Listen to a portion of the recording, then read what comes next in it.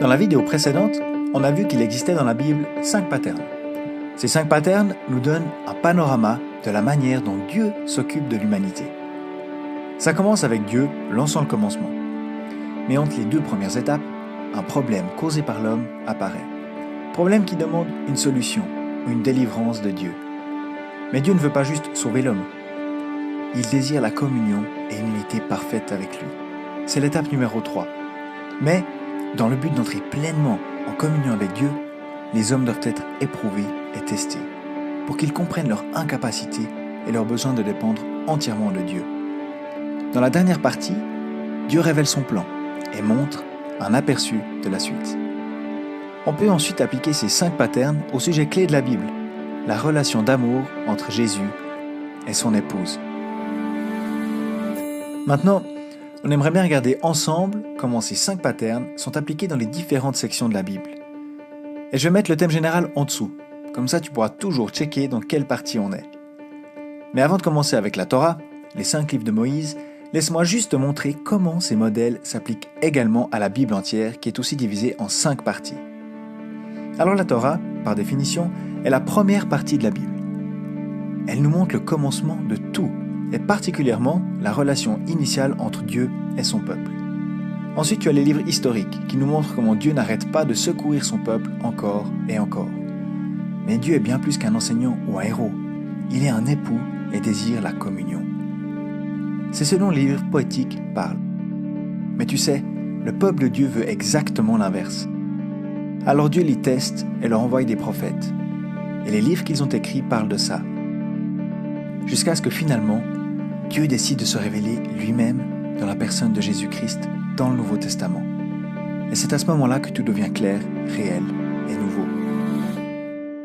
Donc tu as ces 5 patterns présents même dans les 5 sections de la Bible. Mais maintenant, plongeons dans les sections elles-mêmes et allons voir ce qu'on trouve dans la Torah. Alors la Torah est divisée en 5 livres. Le premier livre de la Torah s'appelle la Genèse, ou en hébreu Bereshit. C'est le livre du commencement. En gros, ça nous explique comment tout a débuté. Et c'est d'ailleurs pour ça qu'on a décidé de prendre comme symbole un triangle qui ressemble à une lumière ou à quelque chose qui a un début mais qui grandit. Alors il y a différents commencements. Ceux de la création, de l'univers, la chute de l'homme, le déluge, la dispersion de Babel, etc., etc. Mais au-delà de ces événements historiques, Dieu introduit des concepts clés qu'il développe au travers de toute l'Écriture, comme l'élection, la séparation, l'amour, la relation père-fils et le mariage. Mais peut-être que si tu lis la Genèse pour la première fois, tu ne comprendras pas tous ces concepts. C'est pas grave. Tu peux y revenir plus tard. Et tu verras comment les racines de toutes ces fleurs magnifiques du Nouveau Testament avaient déjà été plantées dans la Genèse. Allons maintenant dans le deuxième livre, l'Exode. Mais avant qu'on le fasse, on doit comprendre le lien qui existe entre ces 2 livres. Dans le livre de la Genèse, Dieu choisit des humains qu'il appelle son peuple, mais ils s'éloignent de lui et deviennent des esclaves en Égypte. C'est à ce moment que l'Exode reprend l'histoire. Exode signifie sortir de, et en hébreu, ça s'appelle Shemot, qui signifie nom. Dieu se rappelle des noms de son peuple et les délivre de l'Égypte pour les ramener dans une communion avec lui. C'est ici qu'il sauve son peuple et détruit leur oppresseur comme un héros. C'est un point central dans l'histoire du peuple de Dieu et Dieu reviendra toujours à cette puissante délivrance. Parce que ce livre est à propos de sortir, on a choisi une flèche pointant vers l'avant comme symbole.